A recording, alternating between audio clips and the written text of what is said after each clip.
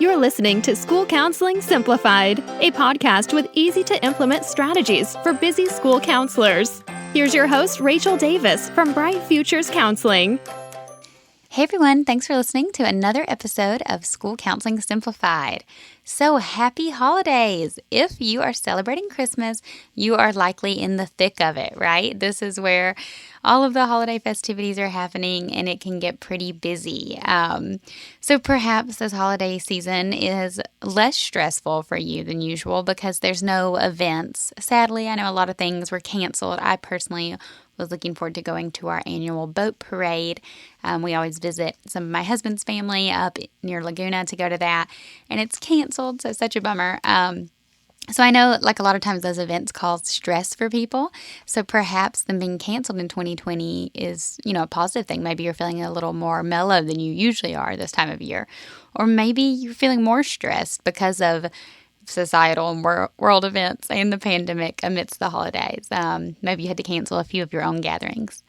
Either ways, I'm thinking of you. I know this can be a tricky time and a busy time, right?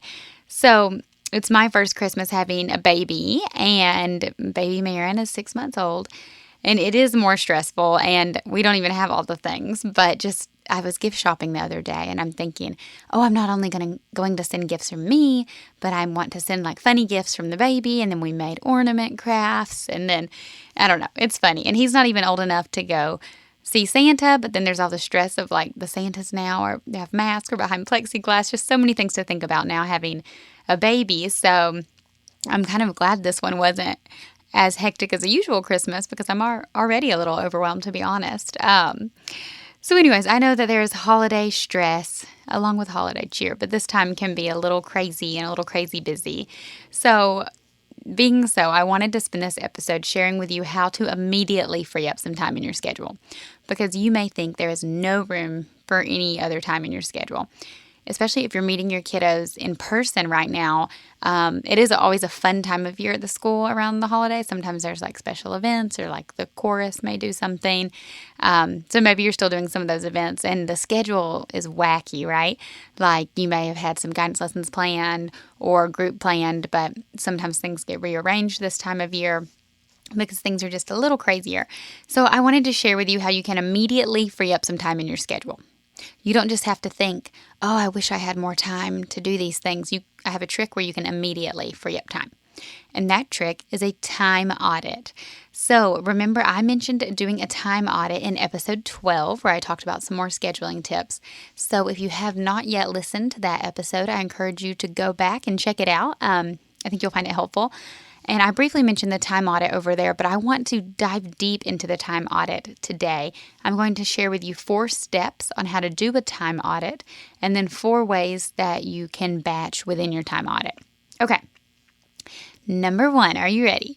So for a time audit, the first step you want to do is name what matters. You want to name your priorities. So think about in everything, work, personal life, fitness, meal planning, everything you do, what matters to you. So what I mean by that is if you have a spouse or children at home or pets, those things likely matter to you and you need to designate some time to them. You also need to designate some me time. So maybe you're someone who has a morning routine where you do a little prayer, devotion, or meditation to get your day off, and that's very important to you. Or maybe you, have a Peloton and you like to get that workout in, or you go to the gym or something, or yoga class, and that's a priority for you. Or maybe I had mentioned the meal planning. Maybe you're someone who loves to cook, but it takes you an hour to cook dinner. That is me. Then, you want to schedule that into your schedule. But maybe you're someone who doesn't really care about food or cooking and you just do fast food. So then that would not be a priority for you. And then when it comes to work, I want you to think about what are your priorities. It's likely seeing kids, right? Impacting students is your priority.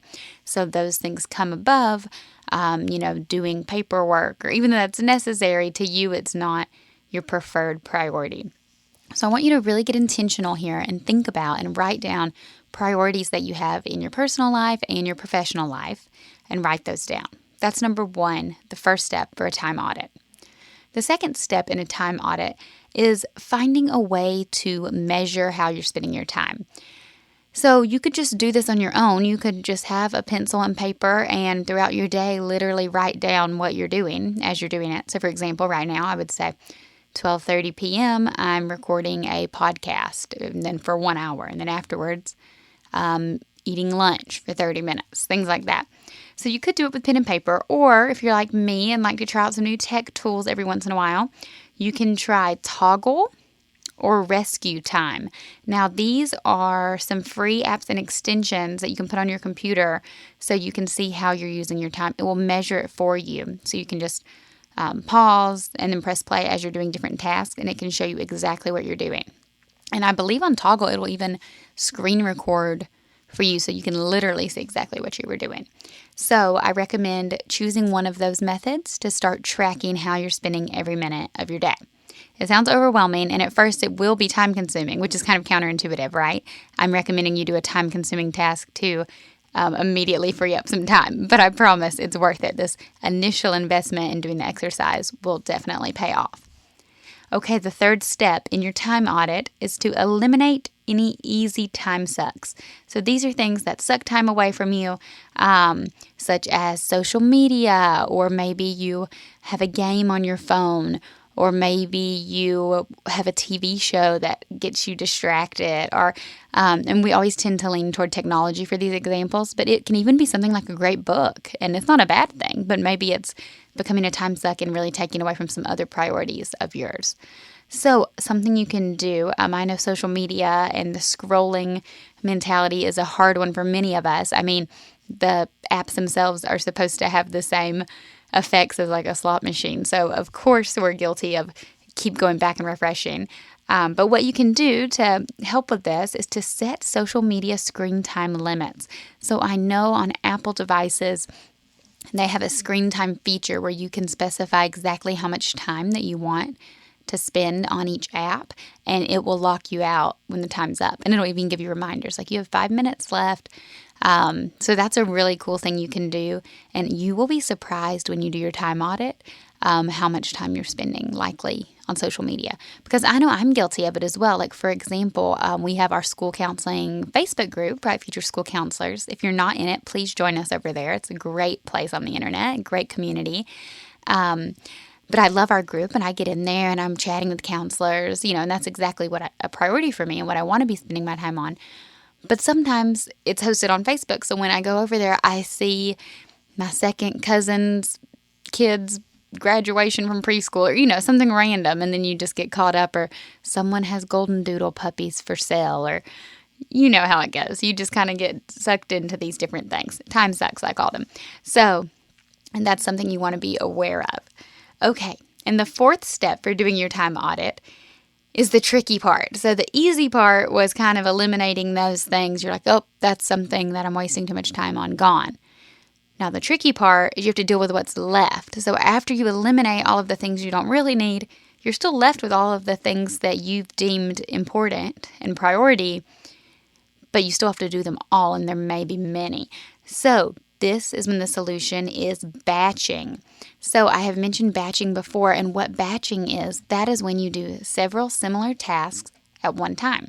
So if you have to send some emails, instead of sending one email and then you're going to lead a small group and then you do a lesson, then you come back and send another email. In batching, you would sit down and send all of the emails at one time while you're already in the mindset of writing. Same thing with if you're planning a lesson. Instead of starting to plan a lesson, but then you do a small group, then you have a parent meeting, and then you take some notes on something, then you eat lunch, and then you go back to planning your lesson. By the time that you've left your task, it takes you a few minutes to get back into it. So it's better if while you're in the lesson planning mode and while your creative juices are flowing, that you just sit down and crank out a bunch of them. So 4 ways to batch. I mentioned email. This is the easy one. Do check your email only a couple times a day, at the beginning of the workday and at the end of the workday. You can check it during lunch if you have to, but again, I don't really recommend it. Beginning and end of the workday. Sit down, batch your emails. That's it. You don't need to have it up all day. You'll be in and out of there, and that's a super waste of time. The second thing you can batch are phone calls. So remember, you can do the same thing with phone calls. let parents know that there are certain times that you're available to chat. They can, like office hours almost, and they can select what time works best for them within your time range. You don't need to be answering phone calls throughout the day. This can be really time consuming. I know that I've had some parents who were kind of long-winded, and then it cut into different things. And of course, what we were talking about was really important to them about their child's success. So I didn't want to cut them off or end our phone call short, but then I found that it was cutting into my other priorities. So that's when I decided to start batching phone calls. So you can make your phone calls, leave messages, and then or return any messages that you receive during your batch time. Okay, number 3, meetings. You say, well, I don't get to pick all my meetings. You're right. You don't get to pick all of your meetings. But the ones that you are in charge of scheduling, batch them. So say I do all my meetings between 9 and 10 a.m. and that's your available time. Now, it can get tricky because, you're working with other people's schedules here as well. It's not all about you. But if you can initiate like the first time suggestion, if you're saying like this is the time that I have available, it's worth it. It's worth to try to batch your meetings because, again, kind of like those phone calls, they can go a little longer than you think, and they can really cut into some other time. Okay, so again, this holiday season is busy, right? That's why I wanted to talk about this because these are strategies that you can use all year long, but I know especially during the holidays, everything feels busy. Work seems busy, personal life seems busy. So that's why these strategies can really help. So again, I want you to do a time audit to first figure out, like the deficits in your planning and in your schedule. And so that you do that time audit with 4 steps. You set your priorities. You find a way to measure your time. Remember, I mentioned toggle and rescue time.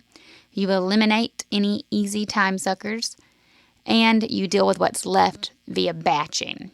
And some ideas of places you can start batching are email, phone calls, meetings, and lesson planning. So again, I am recommending these for work, but personal life too. You could batch your laundry, right? You could meal plan. I know a lot of people, or meal prep at the beginning of the week, we'll make like a chicken and then cut it up for all week. That doesn't work for me because like I said, I love to cook and try new recipes. And my husband says I use every dish in the house. I'm probably the least inefficient chef. But I'm a very efficient counselor. So again, batch your laundry. Try this, exercise in all areas of your life. And let me know how it goes. So I hope you found this helpful. Let's keep the conversation going. I want you to join me in the Facebook group, like I mentioned, Bright Future School Counselors. We're having a lot of fun over there. The group's growing, and it's a really great place to connect with other school counselors and myself. I'll be doing Facebook Lives in there pretty regularly as well. And be sure to download my stress-free school counseling freebie. So you've heard me mention this before. This freebie I've created for you has 3 components. It has a scheduling, organization, and data collection component. And it provides stress-free solutions for all of these areas. Just some quick takeaways that you can begin implementing today. So please go download that freebie. I will link to it in the show notes. Also, if you're unable to find the link or just want to send me a message, send me a DM over on Instagram. I would love to connect with you, and I will send you the freebie. Okay, thanks. Talk to y'all next time. Thanks for listening to School Counseling Simplified. You can find the links from today's episode in the show notes. If you'd like to connect with Rachel, she's on Instagram and Teachers Pay Teachers at Bright Futures Counseling. Be sure to subscribe to the podcast so you don't miss any episodes of School Counseling Simplified. Talk to you next week.